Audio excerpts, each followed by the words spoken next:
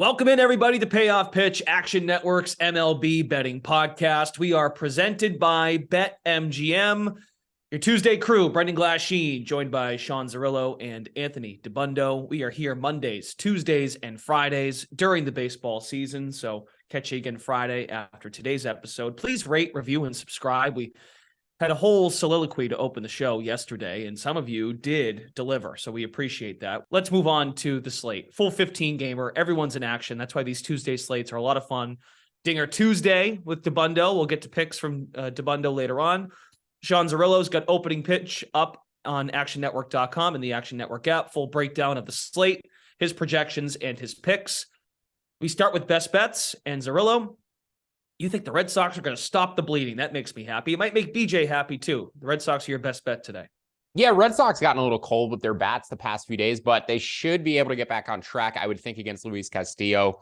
They have the top four offense against right-handed pitching this season. The Mariners also in their better split against right-handed pitching, and that's why you've seen this total move up from 9.5 to 10, in addition to some good weather, 77 degrees at first pitch, winds blowing out to right field pretty aggressively, about 10, 11 miles an hour. So we see the over move up every day at Fenway Park. It seems like from 9.5 to 10 today, the Red Sox are the best over team in baseball, 27 and 13 to the over on the season. As I've mentioned, there were a few early season games at Fenway Park where the wind was really blowing in and we had temperatures in the 40s, and we bet the unders and won on those. So even with some bad early season weather that was just going to discourage run scoring, the Red Sox still going over at a higher clip than any team. And that's even without them scoring runs in recent days because their bullpen continues to give up a million runs. So there's a high blow-up potential here with Nick Pivetta. But in terms of the side, I expect a high variance game. I made the Red Sox closer to plus 120, can bet them currently at plus 140, also plus 135 with the first 5 innings. It's a lone money line bet today where I bet a team both for the first 5 and the full game. So that's why it stood out as my potential best bet, because I show value on the Red Sox in both halves and no other team did from my money line perspective. So like the Red Sox to get on track today. Have not bet on them a ton this season, frankly, and definitely haven't made them my best bet at any point. So good spot for Boston. Okay. Red Sox plus 135, full game at BetMGM, plus 125, first 5 innings. Yeah, they got to get back on track here. Ryan Brazier was just put on waivers, so we'll see. But yeah, it's another beautiful night at Fenway where the other team might score more runs, but Zerillo doesn't think so. It's a turnaround spot. Sunday night was tough because I had the over 10 and that pushed. Yeah, pushed it. And yeah, it's, that you expect them to score more than one run in a game. And we're just going to hope they bust out of it at some point. I haven't, watched the past 3 games closely to see how hard they're hitting the ball necessarily. I know they've left some runners on, but it's streaks of luck, and there's nothing necessarily to these teams may be getting hot or cold. We talk about hot streaks all the time. The Cardinals right now, though, everybody on the whole roster hitting. So maybe the Cardinals are getting hot, after we were thinking they were dead. But yeah, the Red Sox, hopefully they bounce back tonight. No, I mean, I watched a lot of Saturday's game and Sunday night, and they are striking it. And just right, 2 guys like Jared Duran has been quite Duran breakout, fully buying that. And they put the ball in play a lot. They have guys who make contact, and the Yoshida Verdugo back-to-back not striking out. It definitely takes a toll on pitchers, and they can get into your bullpen. So there's the attritional aspect of them hitting overs too. The longer they get into series, the fewer off days their opponent has. That bullpen is going to see a lot of pitches by the end of a series. All right, there's your Red Sox minute, DeBundo. I hope you enjoyed it. What's your best bet? Well, they get on base, right? They have the 4th highest OBP in the league. They have, good plate skills, good bat to ball in that lineup. And there's not a ton of power necessarily outside of Devers, but it makes up for it by having guys on base all the time and putting pressure and stress on the opposing pitchers. I like the over in that game. We'll talk more about it in a little bit.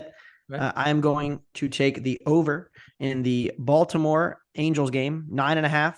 Chase Silseth against Dean Kremer. Not a fan of either starter. Look, I know Silseth had some pretty encouraging numbers in the minor leagues. He's keeping a 0.9 ERA right now in AAA, which, if you think about it, given the environment in Salt Lake City that they play in, that's like really impressive in 20 innings. But, some of the underlying peripherals aren't nearly as friendly to Silseth, and he's a guy that's had success in the minors in the past, and it hasn't necessarily translated to the big league level for him. And I really just don't think the stuff is good. The projection systems like him, the bat has him at 4.3, ATC 4.1, ERA projections for the rest of the season. I'm really not believing in that because I look at the numbers in the minor leagues, strikeout minus walk rate, 3 walks per 9 this year. Last year in the majors, 7.5 strikeouts per 9 to 3.7 walks. xERA was over 6 when he pitched. And then we look at some of the pitch modeling stuff. I'm going to talk about Stuff Plus. 86 Stuff Plus in AAA this year. I know the elevation will play a role in that and probably lower the number more than it should because they're in Salt Lake. But even still, that's pretty below average stuff and mediocre command. In the innings he has pitched in the majors this year, it's only 8 innings. He's appeared in 4 games, kind of a hybrid role. He has not been great either. 5.4 walks per 9, even strikeout minus walk rates. So I'm a little concerned about Silseth against this Baltimore lineup. And Kremer is another guy who has decent peripherals, but really relies a ton on balls in play because he only strikes out about 17% of hitters. Stuff Plus below average on him as well. xERA up over 6, closer to 7. He's been getting hit really hard this year and doesn't have anything particularly impressive about his portfolio. Like none of his pitches register better than a 106 on the Stuff Plus rating. So there's not really like a go-to pitch for him that he can use consistently. So I don't like either starter. Good hitting conditions in Baltimore tonight. I like the over.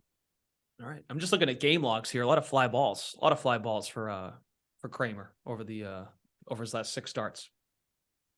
And Silseth does have a decent ground ball rate. That's kind of how he gets away with it, with the mediocre strikeout numbers. But I really don't buy any projection that has him around a strikeout per inning, and that's what most of the systems have him at. I don't think he hits that. Okay. As a quick aside, I know BJ was on the Angels yesterday, first 5, and I'm just reading a headline.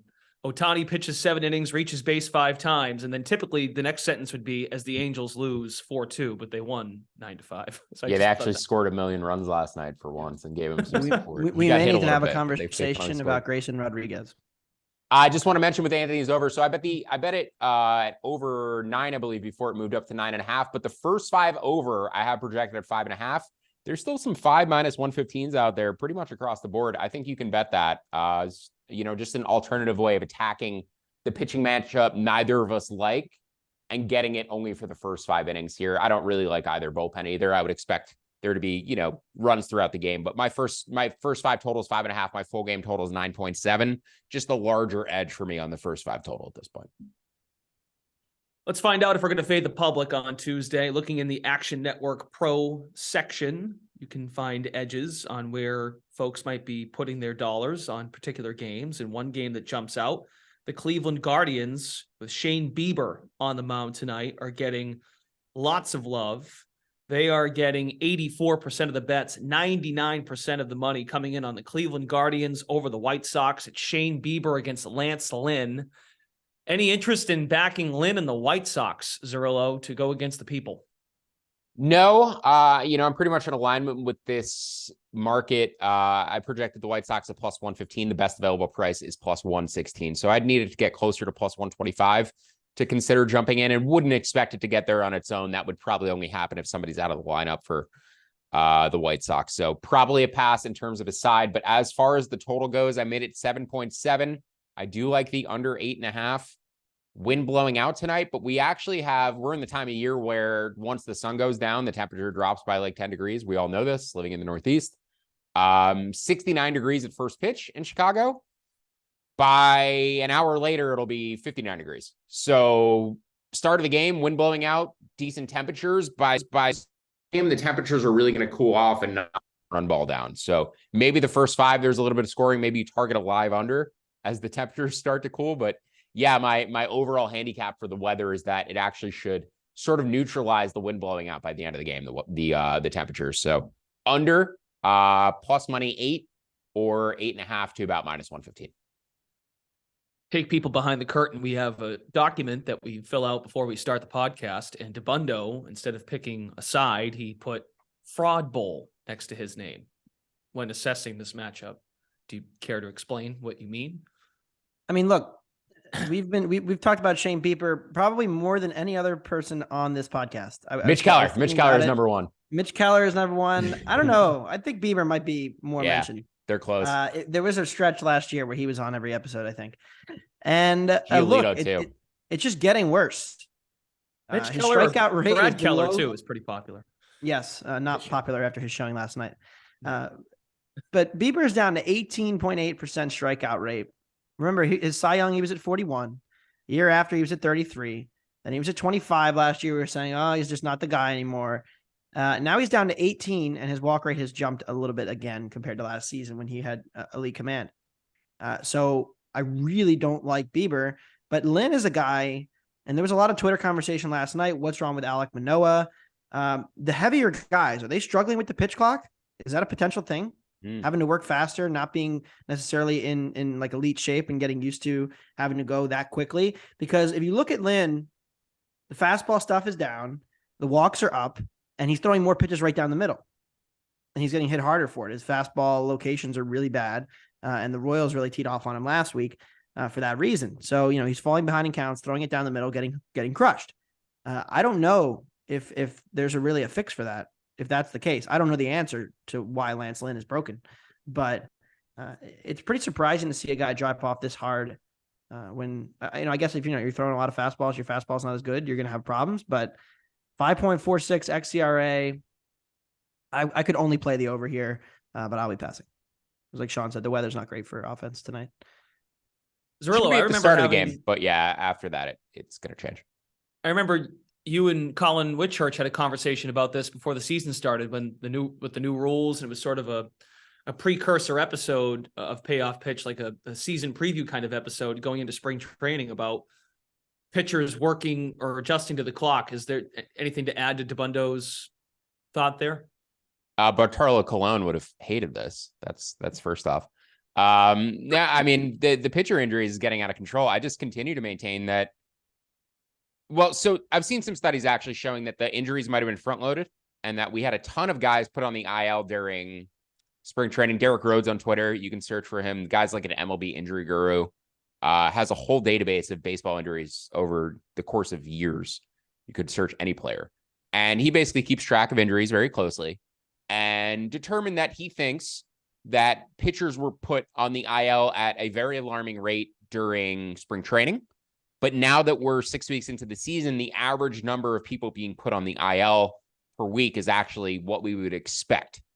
So all this stuff we said about all the increased pitcher injuries, maybe it's just been a case of randomness as guys adjust to the pitch clock, or maybe all the guys who were going to get hurt have already gotten hurt and we're past that, or, like all the increased injuries as a result of the pitch clock have already happened. So I don't know. Like we never get a consistent data sample in baseball. Every year there's new rule changes, new baseballs. Remember when pitchers were complaining about the grip on the baseball and saying that was injuring them? They took the sticky stuff off. Glasnow said he had to change his grip, and that's what caused them to hurt his elbow. They're messing with these guys' livelihoods, and it sucks to see because I don't think baseball is at all interested in trying to make the game better. They're just interested in trying to keep more eyeballs on the sport and make more money. So if I was the Players Association, I'd be furious. And I don't really know what they can do other than wait till the next CBA to try to get stuff that's more beneficial to them. But yeah, there's no quick fix, like Anthony said. I don't know what you do. Get them in better shape, your pitchers. But yeah, teams for the end of the year who are going to have their offenses together, those are the teams I want from a futures perspective. Teams who have loaded lineups, like the Padres lineup should be really good if they make it to October. The Phillies lineup should be good if they make it to October. So teams who have offense, even though typically we look for like the big three in the rotation at the end of the year, I'm leaning towards offensive teams this year. If the Padres ever get a hit with runner in scoring position, they'll be pretty good. League worst average with RASP, right? Below 200. Yeah, pretty bad.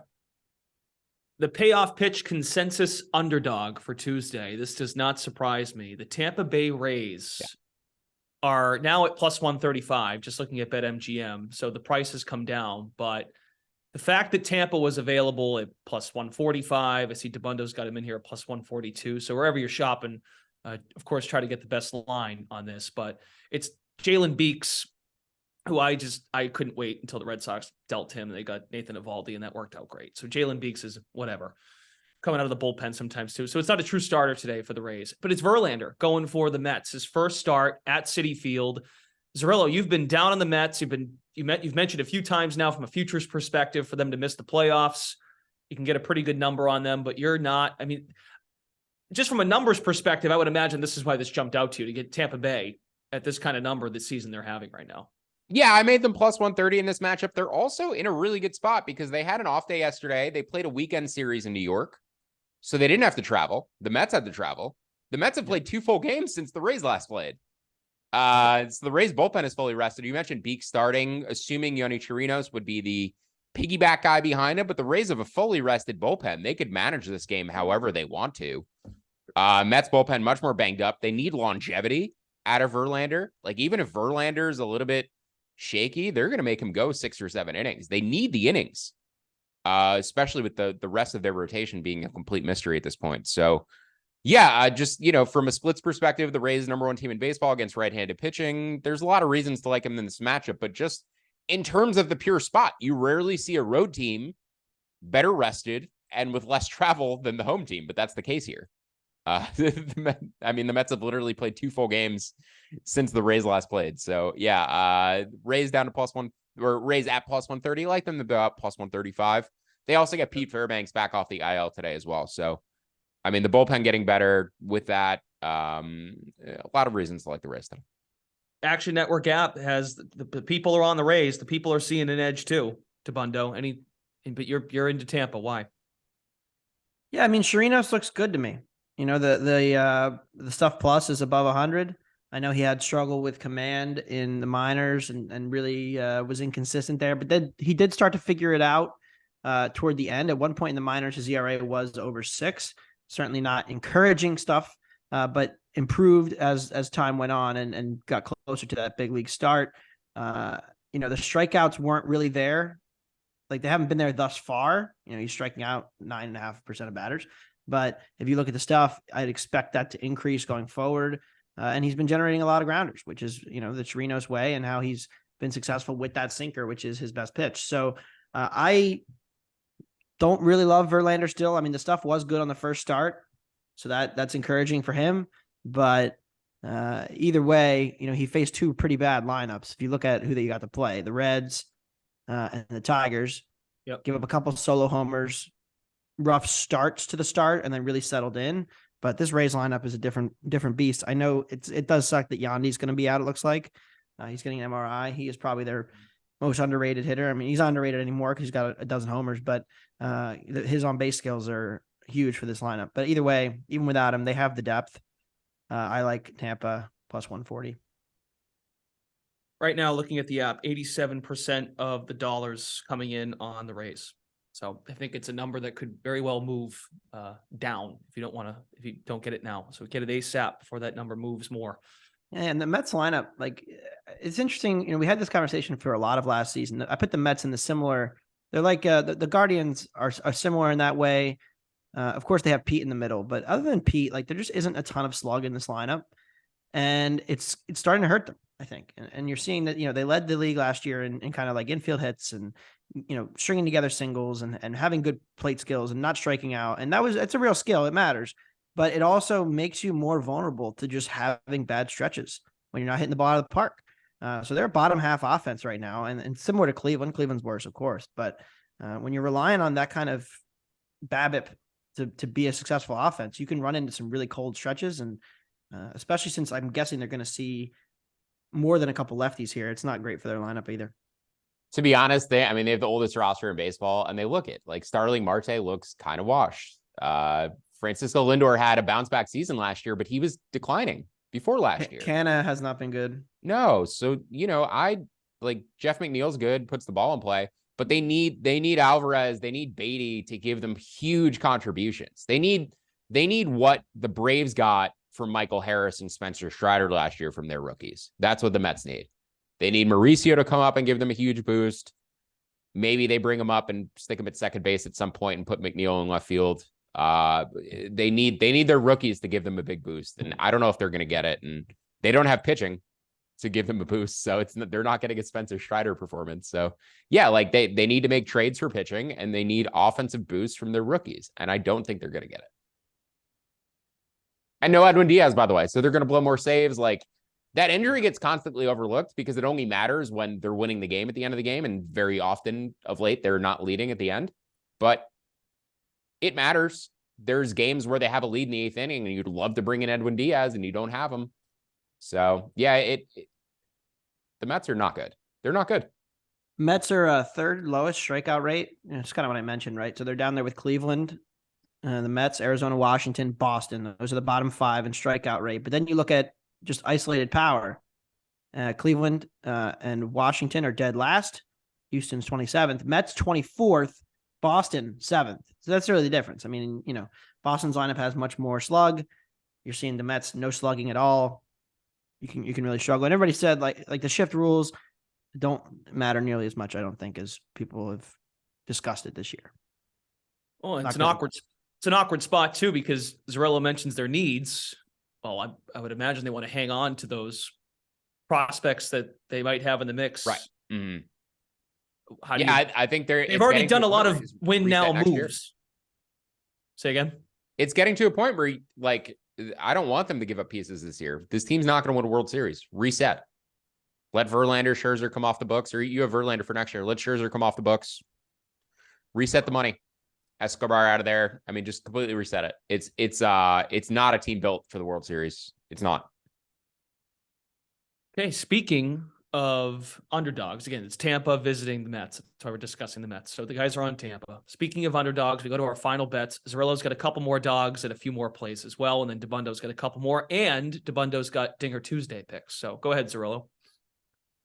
Yeah, it's a good dog slate. It's like my favorite slate in a while, just because there's a lot of dogs I fired on, a lot of dogs I think are within value range. I'm actually looking at the board again. I'm probably going to add a bet on the Pirates based on where that line is moved. I think Anthony's on the Pirates, or I could be wrong.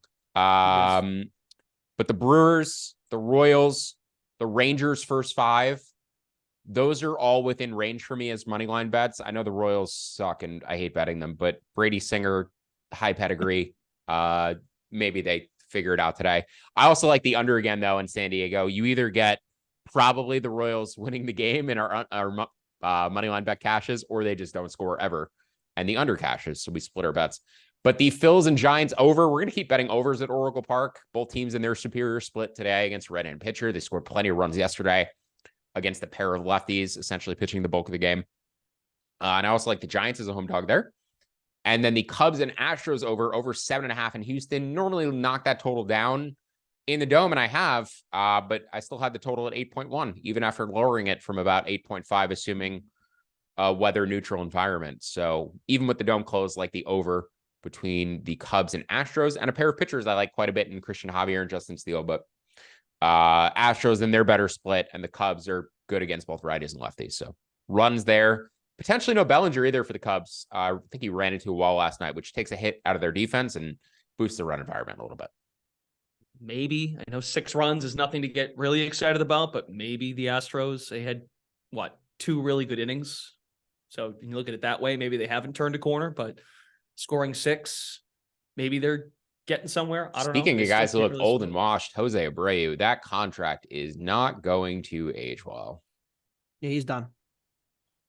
And he scored runs in the first inning and the 7th inning last night. I know that because we were on the Cubs. But they're not scoring a lot of runs, the Astros. Yeah, I mean, Bregman can't be worse, and I think Bregman will be fine. Even Tucker's had a little bit of a slow start, but once they get Altuve back, I think that's when you look to buy. McCullers and Altuve look like they're pretty close. Granted, how healthy will McCullers stay? It's a big question. But certainly a good time to look to buy. But then I looked at the market, and they're still minus 130 to win the division. Thought we'd get a better number than that. Okay, DeBundo, make your case for the Pirates, because I know Zarello mentioned he's going to hop on them as well. You've got a Mariners Red Sox over, and then I want Digger Tuesday picks. Yeah, I'm also looking to potentially add the under in Pirates Tigers. I like Luis Ortiz, and I bought him in Dynasty, drafted him in Dynasty earlier this year. Somebody I'm looking to buy, had a really impressive stuff numbers when he came up last year. The problem with Ortiz was he really couldn't throw strikes, but he has kind of fixed that problem thus far. He's improved his command in the minor leagues, and that makes me a believer in him. I know he had a pretty rough outing in his first go against the Rockies. Kind of got screwed by the defense. A couple errors cost him. Didn't really strike anybody out in that outing. Only had 1 strikeout. But the stuff is good, and the walks are down in AAA. Only 3 walks per 9 in AAA this year, which is solid enough for me to respect it. And the stuff plus continues to be impressive on Ortiz. I think he's better than Michael Lorenzen. Lorenzen did have his best start of the year last time. which is notable. He even talked after the game about fixing and like, going into the lab and trying to fix the changeup. That's what he said in the post game. And it really did work for him. So, I have to respect that. So that does lean me toward potentially looking at the under in that game. He's still not striking anybody out, but generating that weak contact with the changeup, keeping the ball on the ground with it is impressive. And so I look toward the under there, but I also like the Pirates plus 100, plus 110 out there on them. I know Barry Horse just gave out the Tigers, move the market there. So I like Pittsburgh, and I also like the under in that game. Would explain why I got value on the Pirates at plus 110. And then one more. Dinger Tuesday. Yeah. Well, we could talk about Luis Castillo as well. The fastball velocity is not quite back yet for him. There are 9.5s that are showing up again in the market there. This is a weird situation where the stuff is worse, yet the results are better. And Castillo has always been a slow starter. We've talked about this. I've written about this. I think he's started on a bunch of Fridays when I've been on the pod as well. And the one time I didn't fade him, he went and did really poorly. But until that fastball velocity makes a full return, I'm just not going to believe that Castillo is the same guy. And he's being projected like a better pitcher than I think he is at the current moment. Whereas I think by June or July, we may have a different conversation about him. So I like the over in that as well. Pivetta, notorious guy I love to fade, just never going to solve that home run problem. His command is just not good enough with the fastball that it gets hit really hard. Curveball, he leaves up in the zone way too often, gets crushed because of it. Like Sean mentioned, good hitting environment in Boston tonight. And then Dinger Tuesday, Nolan Arenado is back. This is something I wrote about last week. The chase rate was starting to tumble. The swing rate was going down. He stopped pressing and was starting to, find his power again. Mm-hmm. And he's been going off for the last week. Now he gets a matchup with Wade Miley. And Wade is a soft tossing lefty and somebody that Arenado's approach of trying to pull barrels can really work. So his pull heavy approach, I think, is good for homers at plus 420-ish out there now. And I like Ryan Mountcastle. Took him overnight. Talked about Silseth. Like the over in that game. One of target games where I like the over in Dinger Tuesday. So Ryan Mountcastle. Arenado, 4 straight games with a home run. Yeah, he's figured some things out for sure. Yep. He's too good of a hitter not to. Zarello, do you have a Dinger Tuesday pick? Let's go with a guy who might be having, I hope, a post-type breakout. 27-year-old Nick Senzel. Finally hitting the ball hard.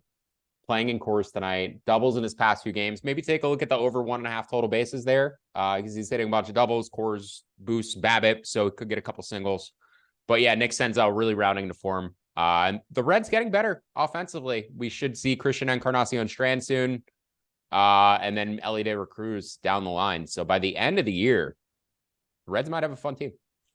They're good. Senzel, India, Steer, McClain, Ellie, Encarnacion Strand, Stevenson, Ashcraft, Ladoa Green. Yeah, that's a respectable group. Start or something. Although Hunter Green keeps just getting rocked over and over again. He does, but like the talent, the base, the high upside talent that you want to see on the roster, it's there. Like they have a lot of, I wouldn't call them lottery tickets, but like a lot of guys that could potentially hit as superstars, and that's fun. I like how you started your case for Senzel. It was very Chris Collinsworth. Like, let's go with a guy. And then here's a guy. Here's a guy. We're gonna play 20 questions, make you figure it out. All right, gents. He's playing in Coors tonight. He wears red. Perfect. It fits. Again, you can find Sean Zarello, Anthony DeBundo in the Action Network app. If they add anything to the slate today in terms of picks, you can go to the app and you can follow them, and the picks will follow. Don't forget to follow them. Also, you can catch us again here tomorrow and Friday. Oh, no, pardon me. Friday. Today's Tuesday. Monday, Tuesdays, and Fridays during the season for Payoff Pitch. Also, as I said off the top, thank you again to those of you who have left the 5-star rating and a review. And you can get a chance, if you haven't done so already, please do, for a chance to win a free year of Action Pro or some sort of Action Network swag. We will take care of you. We will announce more winners soon if you follow through. So once again, congrats to Kat and Johnny Living Good. You heard the instructions earlier. For Sean Zarello and Anthony DeBundo, Brendan Glasheen, thanks to David for getting us up and running here. Our audio producer. We'll see you back here Friday morning. And thanks for listening to Payoff Pitch, Action Network's MLB betting podcast presented by BetMGM. Talk to you again later this week.